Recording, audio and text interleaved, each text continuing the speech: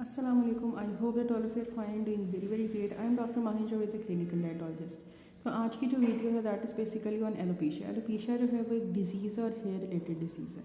अब एलोपेशिया के अंदर ना बेसिकली होता ही है, एलोपेशिया को यूजली जो हमारी कंट्री में आप बालचर भी कहते हो, ठीक है। तो एलोपेशिया के अंदर मैं आपको बता दूं कि क्या होता है कि यूजली मेल्स के अंदर होता है कि बालों में या जो है वो दाढ़ी वाली साइड पे, मूंछों वाली साइड के ऊपर या आईब्रोज में भी इवन एक पैच पड़ जाता है, एक गोल सा पैच पड़ता है। बास बास का साइज़ इतना होता है, कभी छोटा होता है पैच। मतलब ये होता है कि उस स्पेसिफिक पैच के ऊपर से बाल जो है वो नहीं होते और यूजली ये एकदम से ही होता है, ठीक है। कि आप अगर रात को सोए और सुबह को उठे हो तो आप देख रहे हो कि हाँ ये स्पेसिफिक जगह पे जो है वो पैच और वहाँ पे बाल नहीं है। अच्छा, यूजली लोग इसको इग्नोर कर देते हैं, कहते हैं शायद हेयर फॉल है तो इसलिए हो गया, लेकिन एलोपेशिया जो है वो बड़ा आपको ध्यान रखना पड़ता है। अच्छा, एक मेन चीज़ ये कि एलोपेशिया जो है, एलोपेशिया एरेटा कहते हैं इसको मेनली, जो इसका पूरा नाम है, लेकिन हम यूजली एलोपेशिया इसको कहते हैं।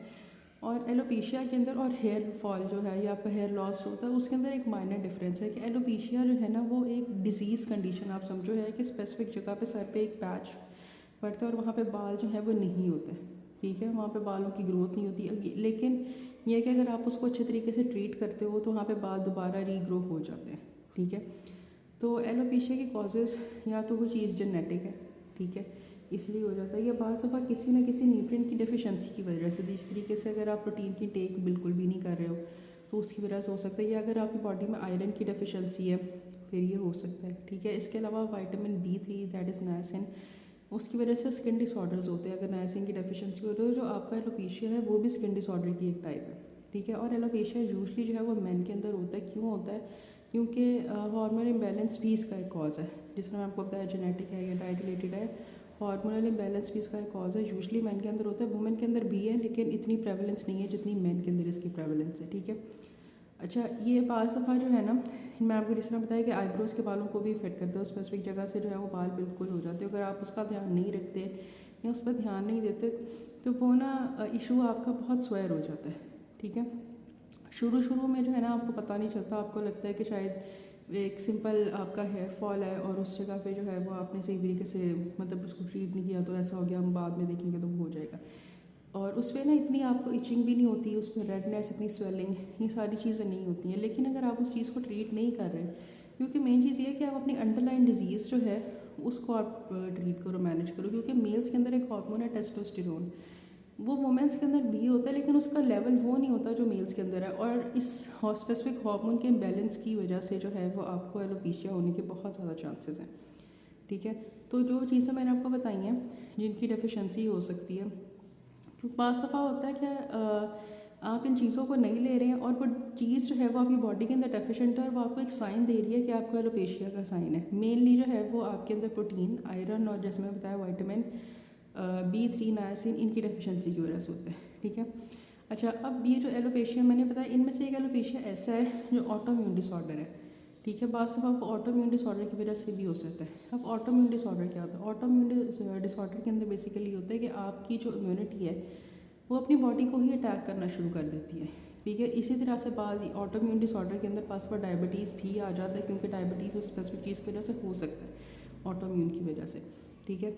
तो इसलिए इसके अंदर आपको वो फूड्स भी लेने चाहिए जो आपकी इम्यूनिटी को इन्हांस करते हैं, जिस तरीके से जिंक और सेलेनियम है, ठीक है। अगर ये आपकी बॉडी में बहुत अच्छी उसके अंदर क्वांटिटी के अंदर है, या ये भी हो सकता है कि आपकी बॉडी में जिंक है ही नहीं और इसलिए आपको जो है ये साइन नज़र आ रहा है, ठीक है।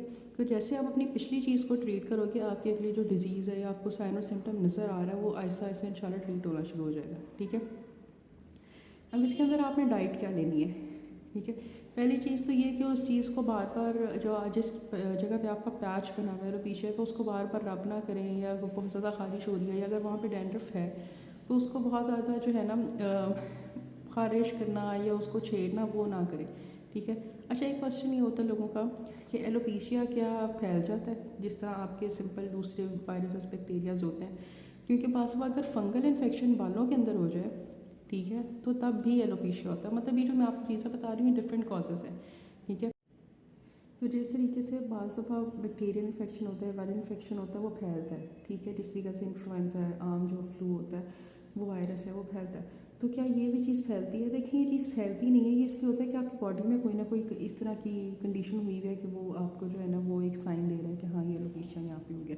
एलोपेशिया इट सेल्फ एक डिजीज़ है, ठीक है। अच्छा एक चीज़ मैं आपको यहाँ पे कॉमन बता दूँ कि एलोपेशिया और हेयर फॉल जो होता है या हेयर लॉस उसमें डिफरेंस होता है। एलोपेशिया में पूरा एक पैच ही गायब होता है, ठीक है, उस जगह से और वहाँ पे बाल आने के चांसेस बहुत कम होते हैं। लेकिन अगर आप अपना ट्रीटमेंट करवाते हो और अपनी डाइट को अच्छा रखते हो तो उसके लिए साथ जो है ना वो चीज़ें जो है वो आपकी ट्रीट होती जाती हैं, ठीक है। लेकिन हेयर फॉल जो है वो पूरा जो है ना नीचे उस की रूट से जो है ना वो बाल निकलता है, ठीक है, वो चीज़ है। मतलब एक स्पेसिफिक जगह से निकल आया, मतलब एक रूट के अंदर से, दो रूट में से, तीन रूट में से इस तरीके से होकर निकल आया, ठीक है। तो ये बेसिकली माइनर सा डिफरेंस है, ठीक है। लेकिन अपनी अगर आप डाइट अच्छी रखोगे ना, प्रोटीन रिच चीज़ें लोगे, जिस तरीके से अगर आप देखो नायसिन है तो नायसिन आपके पास जो है विटामिन B3 है और वो आपके पास फ़िश के अंदर बहुत अच्छी क्वांटिटी के अंदर होता है, आपके रेड मीट के अंदर, मटन के अंदर बहुत अच्छी क्वांटिटी के अंदर होता है, चिकन के अंदर बहुत अच्छी क्वांटिटी के अंदर होता है। या आजकल सर्दी है, ड्राई फ्रूट्स का सीज़न है, पीनट के अंदर एक बहुत अच्छी अमाउंट के अंदर जो होता है। इसके अलावा आप ओमेगा 3 फैटी एसिड्स ले सकते हो जो कि गेन आपको फ़िश के अंदर मिलते हैं, और वॉलनट्स जो है इसका बेहतरीन सोर्स है, ठीक है। अंडों की कंजम्पशन करो, ठीक है। और एक चीज़ ये आप समझ लो कि हम कहते हैं कि बायोटीन जो है वो प्रोटीन है। बहुत लोग जो है ना इस चीज़ को मिसगाइड करते हैं कि बायोटीन प्रोटीन है। बायोटीन प्रोटीन नहीं है। बायोटीन जो है वो ऑब्वियसली आपके बालों के लिए बहुत अच्छा, आपके बालों की हेल्थ के लिए, आपकी नेल्स की हेल्थ के लिए वो विटामिन B7 है, ठीक है, बायोटीन।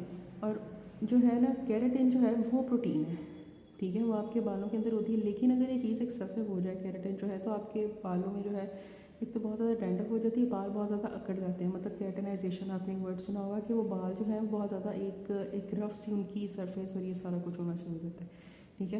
तो एलोपेशिया को आप इन चीज़ों के साथ ट्रीट कर सकते हो। इसके अलावा आप डिफरेंट ऑयल्स का यूज़ करके भी एलोपेशिया को ट्रीट कर सकते हो। जिस तरीके से सरसों का तेल आम हमारी कंट्री में यूज़ होता है, कोकोनट ऑयल बहुत अच्छा है, मतलब उसका आप मसाज करो स्पेसिफिक पर्टिकुलर जगह के ऊपर। बादाम का तेल बहुत अच्छा है, ठीक है। अच्छा कुछ लोग इसके अंदर एलोवेरा जो है उसको साथ यूज़ करते हैं। देखिए एलोवेरा जो है ना इंटायरली डिपेंड करता है कि वो चीज़ आपको सूट कर रही है कि नहीं कर रही। कुछ लोग इसको तेल के अंदर मिक्स करते हैं, कुछ लोग सिंपली एलोवेरा को अपने बालों में लगाते हैं एलोपेशिया के ट्रीटमेंट के लिए। तो पहले आप ना उसको डे बाय डे अपनी जो है आपका जो आप जो भी तेल लगा रहे हो उसके अंदर ऐड करके देखो या सिंपल देखो कि अगर वो आपको कोई रिएक्शन दे रहा है तो आप उसको टोटली छोड़ दो।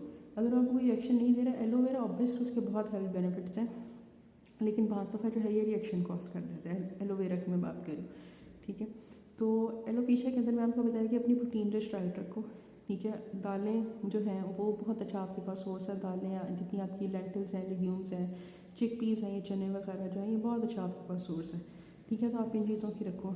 और जो है वो आप दही जो है वो एक बहुत अच्छा सोर्स है आपके पास जो है वो गुड बैक्टीरिया का, कि आपकी बॉडी में जब जाते हैं आपकी गट के अंदर, जब आपकी गट ठीक है ना तो आपकी पूरी बॉडी जो है वो ठीक रहती है, ठीक है। इसलिए आप लोगों ने एक नाम सुना होगा गट पेन एक्सेस के। किसी को कोई टेंशन हुई, कोई स्ट्रेस हुई, उस स्ट्रेस की वजह से मेरा एकदम से पेट में असर होता है, पेट में दर्द हो रही है लोगों के, तो ये गट पेन एक्सेस है, ठीक है। इसके अलावा चीज़ बहुत अच्छा सोर्स है उसका, नायसिन का, ठीक है, ग्रीन लीफी वेजिटेबल्स। तो आप कोशिश करो कि अपनी डाइट के अंदर प्रोटीन, आयरन और एक और कॉमन चीज़ है विटामिन डी। जब विटामिन डी की सुबह डेफिशिएंसी होती है पेशेंट्स के अंदर तो फिर जो है वो एलोपेशिया बहुत ज़्यादा होता है, ठीक है। तो आप उस चीज़ को भी जो है ट्रीट करो। और इन चीज़ों को जो फ्रूट्स आपको इजीली अवेलेबल और आप कह रहे हो कि भाई मैंने नहीं खाना, आप उसको खाओ, उसको कंज्यूम करो।